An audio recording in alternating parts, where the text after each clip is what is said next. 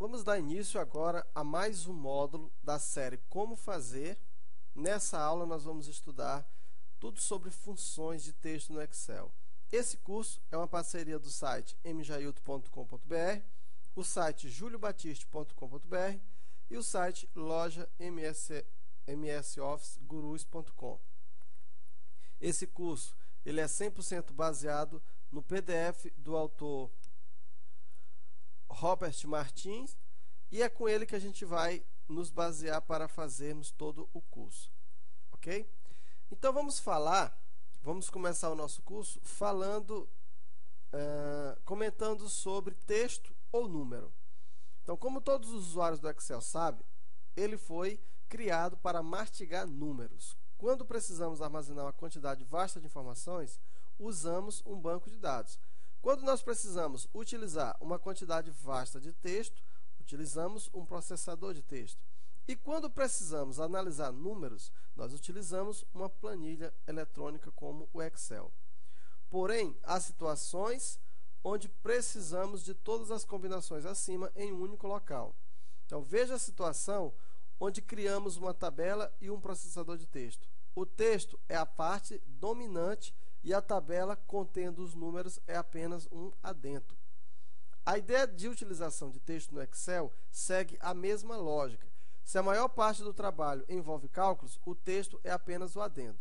Assim como os processadores de texto efetuam cálculos matemáticos básicos, planilhas eletrônicas manipulam texto através de fórmulas ou diretamente escrito em alguma célula da planilha. O Excel possui 65.536 vezes 256 células e cada uma pode conter até 32.767 caracteres.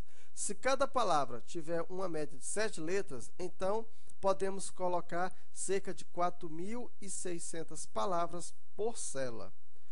Como o objetivo principal do Excel é calcular, então não faz sentido escrever uma enciclopédia nas células de uma planilha, mas ajuda a saber que o Excel é capaz de lidar com um volume grande de texto, mesmo que você nunca venha a usá-lo. Então, embora cada célula possa receber quase 33.000 caracteres, isso não implica que uma fórmula possa conter tal absurdo de caracteres. Fórmulas e funções são geralmente limitadas a 255 caracteres. Se você exceder este valor em uma fórmula ou função, o resultado será um erro ou um valor será truncado.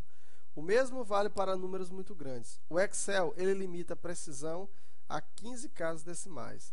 Uma característica importante do Excel é que quando digitamos qualquer valor em uma célula, ele imediatamente define se o valor é numérico ou nulo. Porém, valores numéricos podem ser tratados como texto na planilha.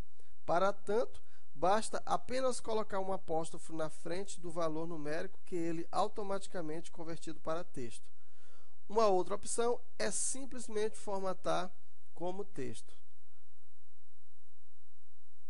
O fato de um valor numérico ser formatado para texto não remove a propriedade numérica do valor. Em outras palavras, mesmo que o número em uma célula qualquer tenha sido formatada para texto, ele ainda pode ser utilizado para cálculos matemáticos. O que você observará é que texto é sempre alinhado no canto esquerdo da célula, ao passo que valores numéricos são alinhados à direita. Obviamente que tais posições podem ser modificadas, mas elas servem para que possamos facilmente identificar e separar o texto de número. Então vamos ver aqui só um exemplo do que a gente está falando. E com certeza, se você chegou aqui nesse nível, você já sabe do que a gente está dizendo. Então eu tenho aqui o número 5. Então observa que o número 5, aqui ele é, vamos colocar 10. O número 10, ele é o quê? Ele é um número. Se eu colocar, por exemplo, um apóstrofo e colocar 10, veja, eu converti esse apóstrofozinho aqui, agora, embora este 10 e 10 tenha o mesmo valor, você está observando o mesmo valor, só que para o Excel, este 10 representa um número e este 10 representa um texto. Então, o Excel ele consegue efetuar operações matemáticas sem problema. Só que existe um porém nessa história de valores numéricos e texto. O Excel ele consegue efetuar cálculo utilizando um número formatado como texto se você não utilizar uma função. Se houver necessidade da utilização de uma função interna, a história é outra. Por exemplo, vamos usar aqui a função média. Então, se eu pegar a função média e pegar este intervalo, olha só. Agora eu vou fazer o seguinte, eu vou pegar aqui a mesma função média, igual média. Então, no primeiro caso, os dois valores, olha só. Se bem que aqui não vai dar para a gente fazer a diferença, né? Vamos colocar aqui 10 aqui e vamos colocar 20 aqui. Pronto. Olha só. Nesse caso aqui, ó, no primeiro caso, observa que a função média, observa que eu tenho os mesmos valores, ó, este e este. Aqui, de fato, ele calculou a média. O que ele fez? Somou 20 com 10, deu 30. Dividido por 2, dá 15. Nesse caso aqui, ele simplesmente ignorou esse 10. Por quê? Porque a função média, ela recebe como parâmetro o quê? Um valor numérico. E esse 10 não representa um valor numérico, ele representa um texto. Então, simplesmente, a função média ignorou esse valor e considerou como valor numérico apenas o 20. E observa aqui, tanto ignorou que ele poderia considerar esse valor como zero. E aí, se ele tivesse considerado esse valor como sendo zero, ele teria retornado para nós, olha aí, ó, ele teria retornado para nós 10, porque ele pegaria, somaria os dois e dividiria por 2. Então, veja que ele simplesmente ignorou, tá, esse 10 e nem o considerou. Mas você observa que este 10 aqui, ó, tem um comentáriozinho aqui nele. Ó. Se você clicar aqui, ó, você vai ver que ele vai dizer, ó, número armazenado como texto, converter em número. Então, ele vai te dizer que alguma coisa errada está aqui. O nome disso aqui é Smart Tag.